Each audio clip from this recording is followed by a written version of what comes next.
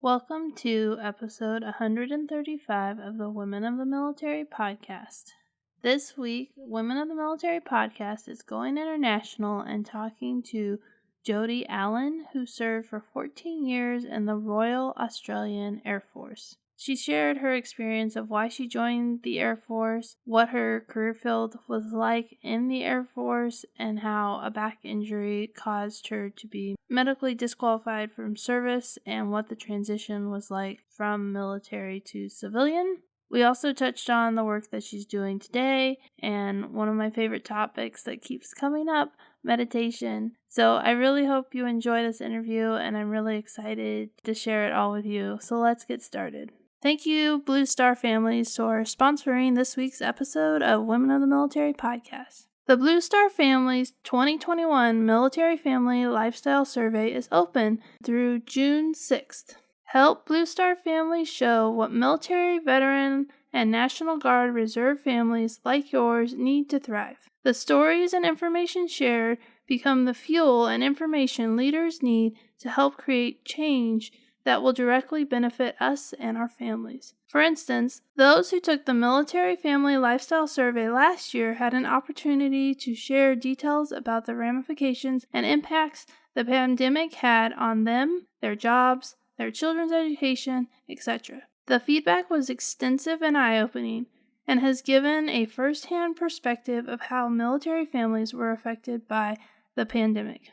Visit bluestarfam.org/survey 2021 to learn more and to take the survey. Now let's start listening to this week's interview with Jodi Allen.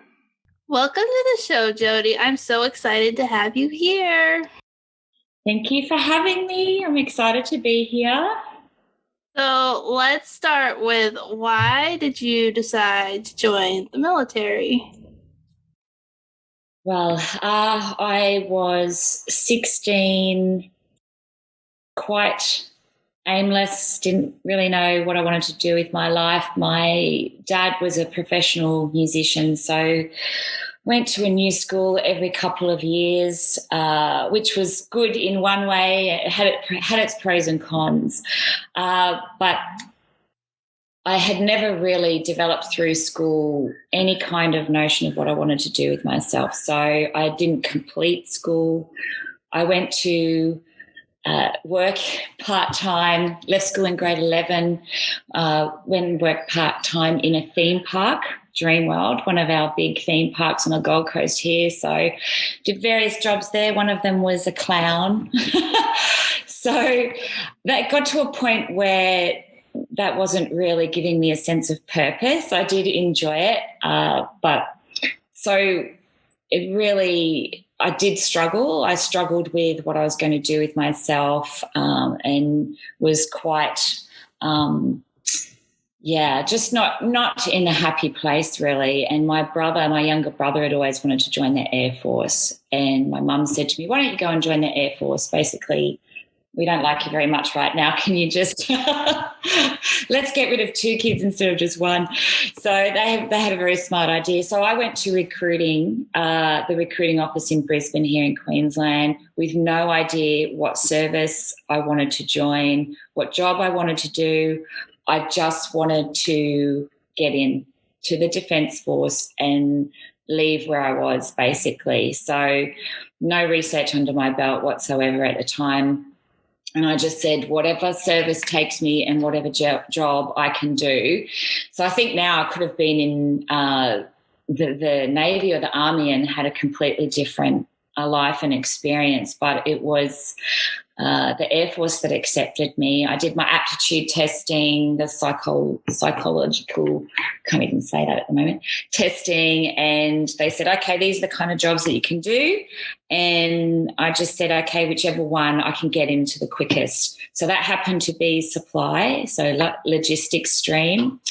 And I was very lightweight at the time, so I was a little bit underweight. So they said, go away and try and put on some weight. So I couldn't. So I had a really big breakfast and I went back and they said, okay, don't worry about it. You'll be fine. So I was this tiny little 17-year-old. off to join the Defence Force with no idea what I was getting myself into, basically. So that's my beginning of the story. And did your brother end up serving too? He did. He joined 12 months after me. So, which was great. His training was down in the same location in Victoria, bottom part of Australia.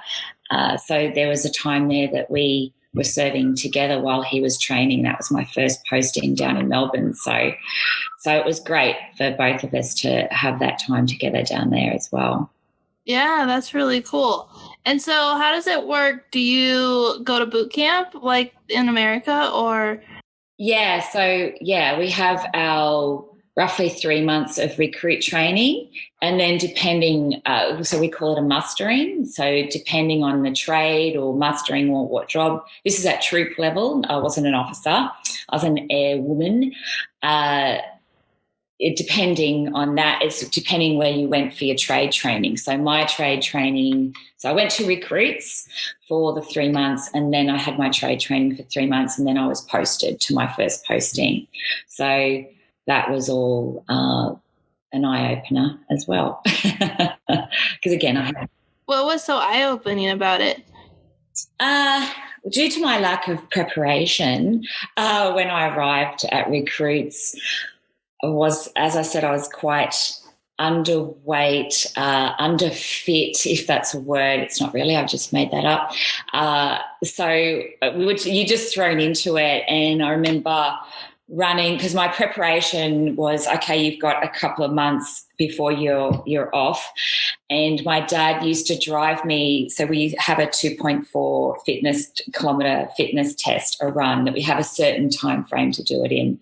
My dad used to drive me and drop me off and then drive home, and I had to run back and he would time me. And half an hour later I'd be walking down the road.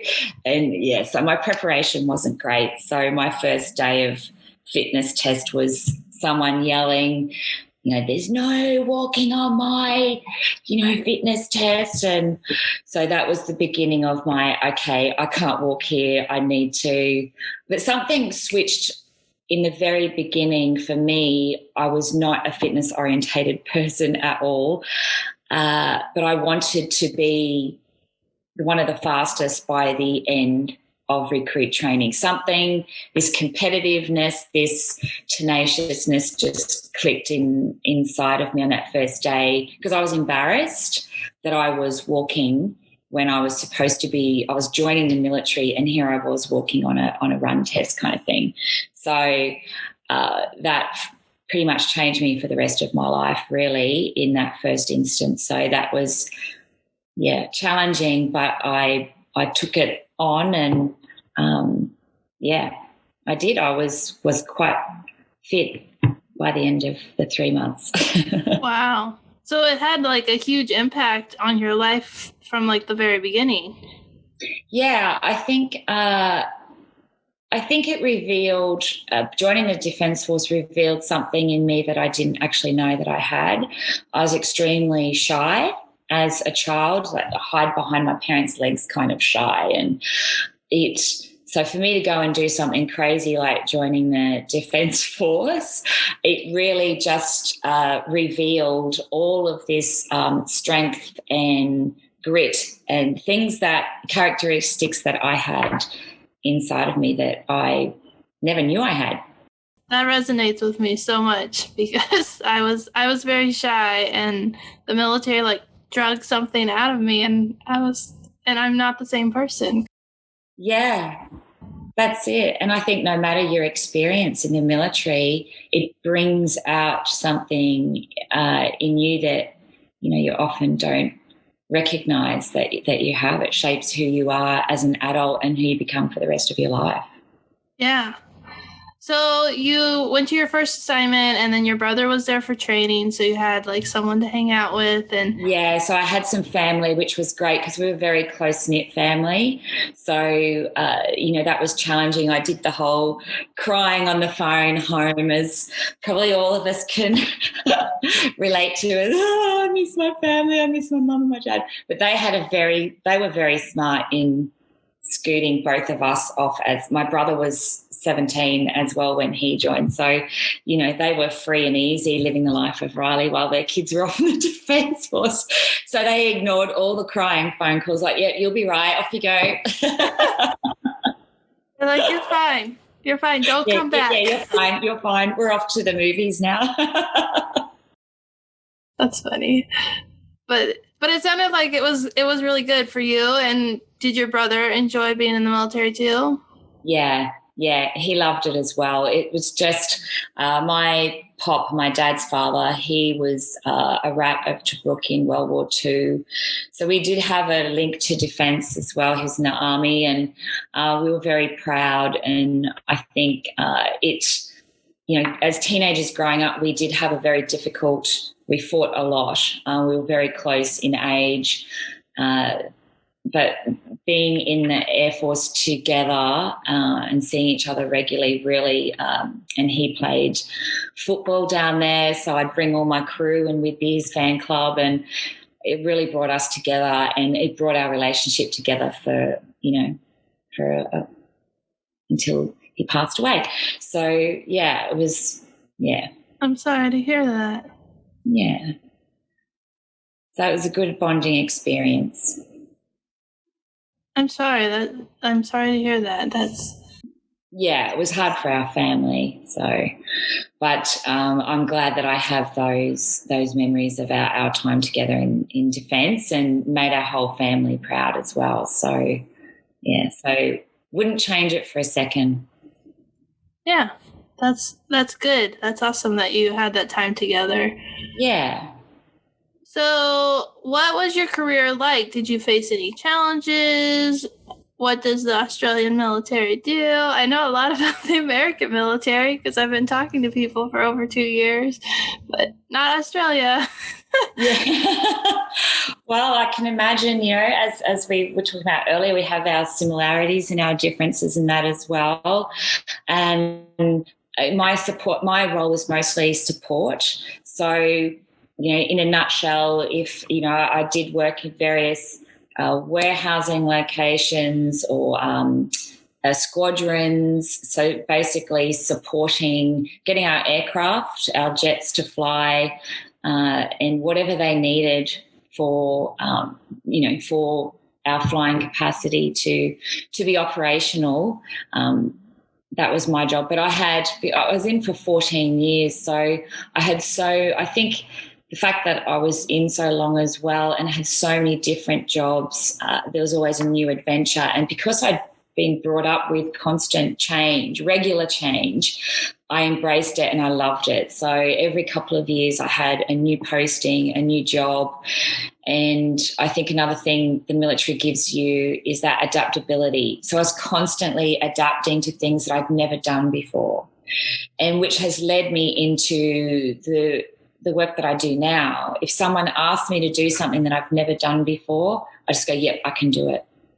Because there were so many times, and, we'd get new software and, we had no idea how to use it, but you just had to, here you go, that's it, work out how to use it, or new systems, procedures, or aircraft grounded, and, you can't be in a flap. You've just got to, okay, this has to be done. We need to get this. Where are we going to get it from? So just, yeah, my adaptability to change now is, because of my service career, it's carried over into now my civilian life. So that was one of probably the best attributes, as well as confidence in that, I think, as well, that I got out of it. So constantly moving, constantly changing, and the different experiences, different adventures was what kept me in. Yeah. Even if there are sometimes jobs that I didn't really like as well. Yeah, that happens too. Yeah. You just do it. You don't really have any choice. How does the service commitment work? When you signed up to join the military, how long were you supposed to stay in? Or do they do it differently? Yeah, I'm not sure of what the current arrangement is, but when I joined up, I think it was initially 3 years, and then you had a choice of re-engaging for like 3 or 6 years. So your time comes, and you just think, oh yeah, I'm staying in. I wanted to stay in for forever, basically, but that wasn't to be. So before we jump over to transition, was there anything from your time in the military, like one of your favorite memories or favorite jobs that you had? Oh wow, there's probably too many. I think one of my best times, I went on an exchange with the Navy up in Cairns, the northern part of Australia, and spent weeks up there with the Navy, going out on their survey boats and just experiencing what another service was like. And that was purely the purpose of it, to experience how another service operated, and made some great friends up there. And but I think there's too many. But I think definitely the friendships that I made, which are for life. And some of those experiences that were outside of my usual role, and definitely working with tri-service, which is when we get to work with all services together. So there's some really unique places in Australia that you can have a tri-service experience. So normally you'd be on an Air Force base, predominantly working with Air Force members and civilian contractors. But I did have a couple of experiences working with all branches, and that was a really great experience. I can embrace that now as well in my civilian career, working with all the services. I get a greater understanding of them. So, yeah, but there's way too many cool things to count. That's why you kept saying, yes, I want to stay in. Yes, I want to stay in. Yeah, that's it. Yeah. Yeah. So you loved it. Why did you decide to leave the military behind? Well, I didn't decide. It was decided for me. So I was medically discharged after 14 years. I fought tooth and nail to stay in. But it came to the crunch that, so early in my career, I had a very physical job that involved a lot of heavy lifting and things like that. And then going out on exercise, I did some permanent damage to my spine, which led to a spinal fusion. So I was only in my early 20s, and I had major spinal surgery while I was in the Air Force. So I had 4 bolts, 2 titanium plates, a bone graft from my right hip, a laminectomy, which is a disc removal. So but at the base of my spine. So it was completely fused. So normally for many, many service people, they would be medically discharged early after a kind of major surgery like that. But I was very lucky to spend another 10 years in the Air Force with a major injury like that. I worked really hard with my rehab. I was running again within 12 months, and I managed to keep my fitness standard up, and I flew under the radar in the various different types of jobs that I was doing. I was able to operate, and I never complained about my back or my pain. And that's another thing that sometimes can be a good and bad thing in defence, is we're taught to ignore things and just push on. So it had its advantages and disadvantages for me. I probably made my back worse, but I also got to stay in for a fairly long period of time. But it came to the crunch of when I was being ready for deployment. I couldn't carry out that role because, one of the standards is that I had to be able to carry a full pack. And where the full pack would sit, it was right on where my where my surgery was, I should say. So that highlighted, okay, Jodi's not operational. We're going to have to downgrade her. So when you're downgraded medically in the Defence Force, it's not a good sign. So if you're temporarily medically downgraded, that means that, okay, you're going to improve. We're going to give you time. And, hopefully then you'll be right and then you'll be deployable in the future. But I was permanently downgraded because of the condition of my spine, and they knew that it was only going to get worse. So, I was medically discharged. So I fought for about a year, but because we were, deploying heavily over to Iraq at the time, it was just, that was pretty much set in stone. So I didn't want to go, but I didn't have a choice. So that led to a very, difficult transition for me. Yeah, because it was like taken from you. It wasn't something that you chose to do. Yeah, we have a term. I don't know if you have a term similar.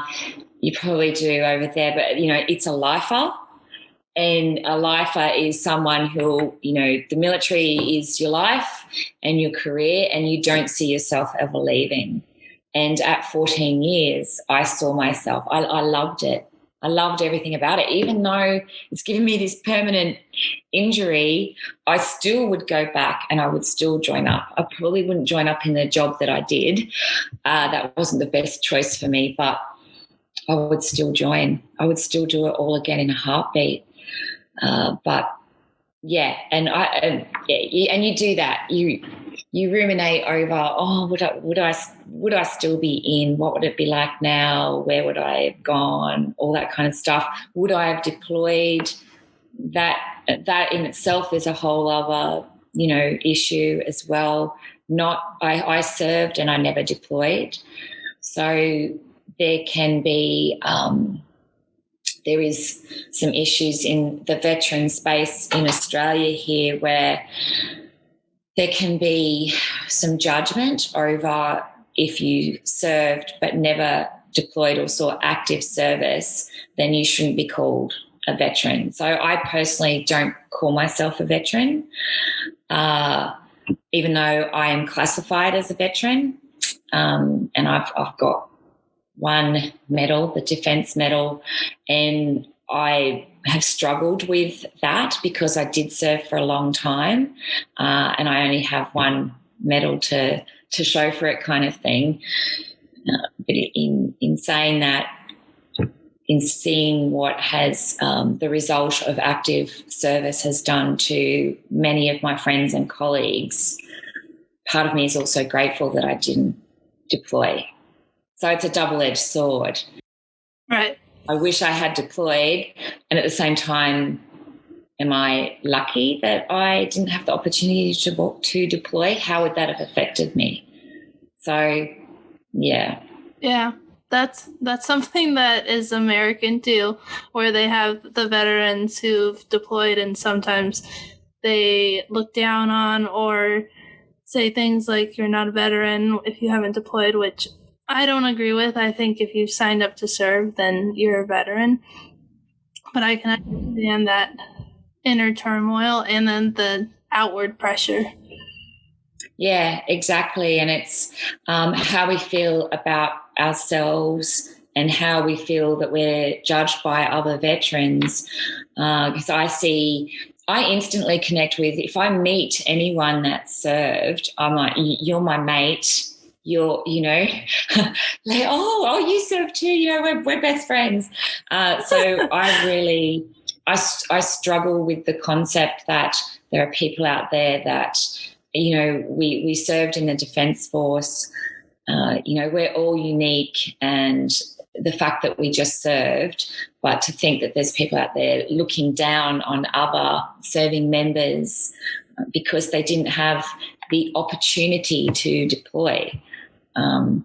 It's so hopefully we can improve the language around, veterans and supporting each other and, taking care of each other and that mateship as well. Yeah, and like we just met today. I mean, we talked on LinkedIn a little bit, but we were like, oh, we should actually start the interview because we're just going to chat. And it's like, it's the same thing. It's like, it doesn't matter that we're from different countries. It's like, oh, you served in the military? Okay, Let's be friends.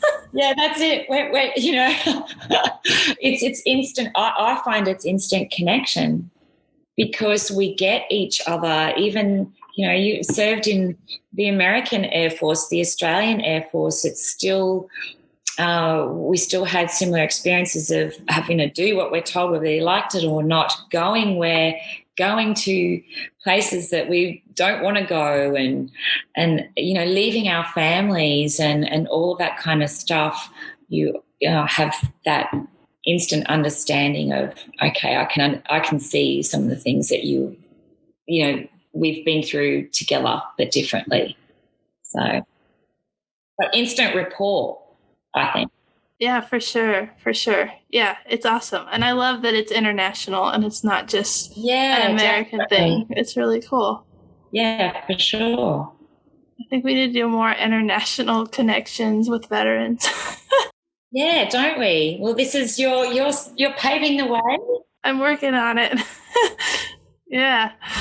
So let's talk a little bit about your transition. You talked about how, like, you were kicked out of the military, you didn't want to go, and so you probably weren't ready. You weren't ready to go, and then they were like, "See you later." Oh, yeah. So transition. Even though I had a year's notice, a year's time to adapt and get my head around the idea, there was, at the time when I was transitioning, it kind of, even though I had the awareness that I was getting out, it's still, I don't think it changed anything about being one day in uniform and the next day not, for me. I was still, there was no readiness for me because it was something that I didn't want to happen. So there's probably a bit of denial in that there as well, that it was happening. Trying to find civilian work as well was extremely stressful. The first couple of weeks that I was out, and, you know, I packed up my uniform, I think I cried myself to sleep every night, even though it was something that I knew that was happening and I was well aware of it. That loss of identity, the loss of purpose. I had no job. I was lucky I did find a job within a couple of weeks, of just a part-time one. And that was because, funnily enough, the guy that was interviewing me was ex-Army. So again, that instant rapport, as soon as I walked in and he found out I was ex-Air Force, I basically had the job, because he knew that I was reliable, dependable, adaptable, all of that kind of stuff. So he already knew that I could do it, and I'd never done the job before. I was just like, okay, yes, I'll do it. I'll do this. So it was a real struggle, and I was my husband at the time was in the Air Force, and he would travel a lot with the jets around internationally and that as well. So he was still in, so he didn't really get it. He's like, you know, you'll be fine. But I wasn't fine. But I just had to pick up my shoelaces and keep going. But it was really tough. I think, the biggest part was a loss of identity. Because for 14 years I said to people, oh, yeah, I'm in the Air Force. And they go, oh, it's instant. Oh, wow, that's interesting. What do you do? Where have you been? All that kind of stuff. And that was all gone, But even now, I've been out for a very long time, it's still one of the first things, like, I identify with, that I was in the Air Force. It's almost like you can't let go of it. It's just because it's a part of you. Yeah. I've told that same story, like when I was in, and I would be like, oh, I'm in the Air Force, and people said the same, wow, and then they'd be like, what do you do? And then you get out and they're like, oh, we don't care who you are. Yeah. Oh, what, you work where? I've never heard of that. Oh, that's because it's a really small company and I just do their stuff, bookwork stuff. Boring. Right. So, for so long I had something really interesting to talk about. And, again, and that's when, so it was, okay, I've got this job. I'm bored. I was in my early 30s, so natural attrition. I was with my partner then. He was still serving, went and had 2 children. And when so I was very fortunate that I could be a stay-at-home mum with my girls while they were young. But the day my youngest started prep school, I had this heaviness of, now I have no purpose during the day. I was, at the time I wasn't working. So I needed a new purpose and a new identity. And I thought, financially I didn't really need to work, but I needed, and my back was, not great up with having young children, but I needed something. And that's when I went on to study at university, which gave me a new sense of purpose and a new identity, which is what I needed, craving. Does the military have tuition benefits the way that it does in America? It does for some forms of study, and depending on when you served, and, it's not like for everyone. They do encourage more short-term study. But at the time when I started, there was nothing for me. So that's okay. I didn't let it stop me. I just went and studied anyway. But it was something that I made sure it was something that I was interested in. So it was in nutrition, which I was always interested in, especially when I was in the Defence Force, because I was, very fit at the time while I was serving, and always, focusing on nutrition and food for performance. So it was something that I really loved doing. So that gave me a new purpose, which was good. I needed that. So did you feel like when you had kids that you kind of found like a new purpose and you were able to be a stay-at-home mom, and then you went to school and you were like, I'm back in the same spot? Yeah. So it's funny. I think I was looking for purpose in other ways without it going, I need a new sense of purpose. I wasn't saying that to myself, but I was seeking it out, and so fortunate to be home with my girls. And I felt lucky to be able to do that. So I was doing okay. But then when my youngest, when she went to school, I was really hung up on the stay-at-home mum thing as well. It's like, why? Your kids are in school now. Why wouldn't you be doing something? So it was a real, I have to do something. It's crazy. And so you went to the university and you've studied nutrition and you were able to find a purpose again? Yeah. And I just thrived. Being at uni and I was a mature age student with other mature age students as well, and some younger guys. But I found it was almost like having your mates in the military and that as well, because you have this similar interests. So I made great friends that I'm still great friends with today. So I've got like my veteran mates and my current serving mates, and I've got my uni mates.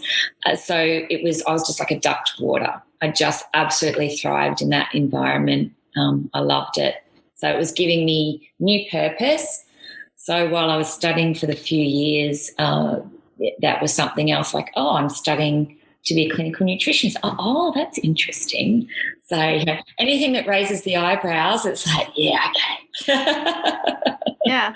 And so when did you graduate from, I was going to say college, from college? That's what we say. Yeah. In 2018, I graduated. Okay. So I've been out in the real world for a few years, and that's a transitioning in itself, going from a busy uni student to then, okay, now what do I do? But what I'm doing now just found me purely because of my military service. So it morphed into something that I never thought that I would be doing. And that's another story. Yeah, tell us a little bit about what you're doing. So while I was in the last part of my degree, I met a colleague, Meredith, who is a partner of an Air Force pilot, and her brother was a Navy pilot in the Australian Navy. And so she had strong ties to the military. She was a civilian. She was working for this organisation, Mates for Mates, here in Brisbane, who look after injured military and veteran members who have been injured physically or mentally by their service.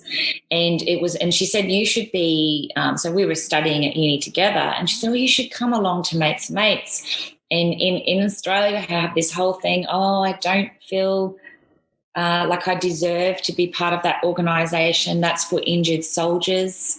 That's not for me. I had this preconceived notion of what it was. And she's like, no, you were injured by your service. This organisation is for you. So I went along, and she was teaching part-time there trauma-informed yoga, which was specifically for injured veterans. So I would go along to her classes, and it was amazing for me for my back injury and also for my mental health, because I was, stressing out about uni and that, finally wrapping up my uni. And she was getting posted with her husband, was getting posted with the Air Force. So they were amazing. She just said, you should be doing this. I wasn't a yoga teacher. I was doing my own meditation practice and my own yoga practice. And Mates said, if you do the training, we'll support you and you can come, you belong here. So next thing I was teaching, they embraced me wholeheartedly, and I started teaching yoga. I did all my training. I did specific trauma informed training as well. And I've been there I've been there for a few years now and absolutely love it. And then that just led to more. So a few years ago, I was saying to a few people in the military and in the rehabilitation space for veterans that one day I want to be able to teach nutrition, lifestyle medicine, yoga, meditation for veterans for mental health. And especially with the nutrition side of things, I was told that's never going to happen. Fast forward to now, I'm now running the first ever national wellbeing programs for young veterans, as in Australia, the younger transitioning veterans, especially ones like me that are medically discharged, when they're our highest risk for mental health, transitioning for whatever circumstances, but it's the younger veterans. So, I'm targeting programs now where I get to teach nutrition, mindfulness, yoga, a gratitude practice, and paid for by the Department of Veterans Affairs in Australia. So it's a first of its kind. So I'm just absolutely loving that. And I was told that it would never happen. So, well, they were wrong. That's right. Don't tell me it can't happen. That's so awesome. You just watch me. Yeah. So it's just, and now it's just snowballing. And I've been invited to be on the board of a newly formulated, I'm not sure that's the right formed, charity called the Women Veterans United of Australia, and they're an independent welfare and advocacy organisation. So I'll be involved in encouraging wellbeing programs and connection for women, because often women may not feel welcome or safe in some of the other organisations if, they're just on past experiences they may have had. So it's just creating that safe space for those women that have served, that that may feel like they've been forgotten. So it's all been an interesting year, especially after last year was, everyone going through COVID that had its own challenges, but this year everything's just full coming together. So it's pretty exciting times. That's really exciting. I'm a strong believer in meditation. I've been doing mindful practice, I guess, about a year. Excellent. And it's like the best. It's like, yeah, I just love being able to do a daily meditation and like calm the thoughts and just find that peace that I need. And yeah. And that's my purpose, is as well as introducing meditation, these mindfulness practices that a lot of people believe they can't do. They say, I can't still my mind, or the type of yoga that I teach is not active yoga. We're still on a mat. There is movement involved in it, but often people have a preconceived idea that it's emptying your mind. It's being in the one spot, and you've got to, you can't think about anything, and it's all about and it couldn't be further from the truth. Mindfulness can be going for a swim in the ocean or walking in the rainforest. There's a cool study from Japan of rainforest therapy that testing the stress markers in participants after being in nature, I think it was only maybe 20, 30 minutes, reduced their cortisol, your stress hormone, by 50%, just by a brief stint in being in nature. So it's incredibly powerful stuff. And I teach people that, those wandering thoughts that come in, they're okay and they're normal. We acknowledge them, and then we let them go and send them on their way, and we bring ourselves back to our breath. So I spend a lot of time in practice helping people to connect with their breath, because that helps to calm their nervous system, reduce anxiety, all that kind of stuff. So that's my jam now. Yeah, I think that's my favorite part about meditation, is when they're like, are you distracted? Come back.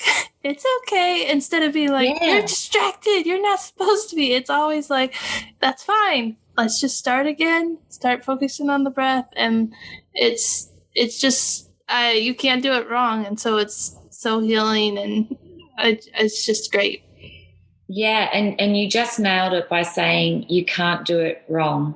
Because so many people, they'll give it an attempt, and they fight with the busy mind, the distractions. They'll fight with it, or they'll get into it, they'll engage it, and then they go, no, I can't do it.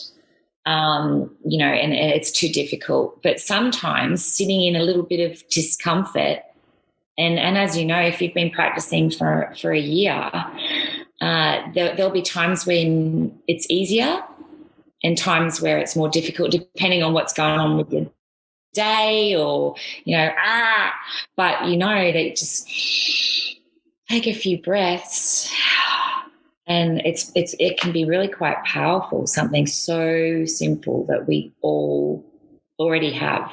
It's nothing fancy. It's not something that you take, and not a tablet. It's free. So yeah, I'm glad to have that practice. That's really awesome. Yeah. I went and got my first COVID vaccine, and I was freaking out a little bit, and I told my boys, and I was like, all Mommy has to do is breathe. And so I was like, I'm freaking out. They'd be like, Mommy, just breathe. And then I would breathe, and then I'd be okay. But it was funny because I could feel my anxiety rising up, and I was like, I just need to breathe. And then then I told them that because I was freaking out when we were driving there. And then when we got there, I said, oh, Mommy's getting a little nervous. And they're like, remember, you're just supposed to breathe. And I was like, oh, they were listening. Yeah, they are. And it's leading by example. That is so cool, because, they're those tools that sometimes I wish I had when I was younger that we can give our kids as well. And my kids are the same. They're hilarious. I think I burnt myself recently doing something, and my oldest daughter said, "Mum, just breathe." Yes. Thank you. Yes, I'll just breathe through my hands blistering and being on fire. But it does. I had an MRI for my spine recently, and they used to terrify me, and I'd have so much anxiety. They have to, because I also have I'm claustrophobic, and just those. Oh, you have to be in there for quite some time, and the noise, and they have to put headphones on my ears and an eye mask, and all these kind of things to make me feel better. But the last one I had, I just was purely focusing on my breathing and just saying some things to myself of everything's okay, you're safe, and I actually fell asleep during it, which was unheard of in the past. There were times where I was pressing the button, get me out, and they're like, wow, you actually fell asleep in that? That just does not happen. So, and that's the power of breathing. Yeah. That's really cool. Well, is there anything from your time in the military or what you're doing today that I didn't touch on that you want to talk about? No, I think I've rambled enough. Well, I have one more question. I always like to end my interview with, what advice would you give to young women who are considering joining the military? I think that is such a good question, because as I was saying before, I didn't ask myself any questions before I went to recruiting. And I possibly did not join up in the right job for me. So I would definitely be looking at what are the pros and cons, talking to as many, if you can find people that have served, talking and asking really important questions, and doing your research in what kind of job you want to do and what would suit you. I think physically and mentally, and that as well. Are you prepared to be away from your family? For me, I was part of a close family, but being away from them also forced me to grow into independence. So that was actually a good thing for me. What else? Yeah, I think they're things that probably would be important that I would think of. Do a bit of research. Yeah, pros and cons. Is it right for you? And I think, sometimes saying yes to things that even scare the hell out of us, that's where we grow. So it can be such, even if you think, I might be not confident enough, not shy enough, not fit enough. I'm an example of not being fit enough, and then you can still thrive, and in these challenges make us who we are for the rest of our lives. So yeah, it can be such an amazing experience. Well, thank you so much for giving me some of your time and coordinating. It's in the evening of the day before and the morning of the next day. We're complete opposites. Yeah, and we figured it out and made it happen. So I'm so glad to have you on the podcast. Thank you so much for having me. It's been an absolute pleasure. It's been great to chat. We're mates now, so I'll talk to you again soon. Yeah. Thank you. Thank you. Thanks so much for listening to this week's episode. I hope that it encouraged and inspired you. Don't forget to like and subscribe to Women of the Military on YouTube, and come back next week for another story of a woman veteran sharing her experience in the military.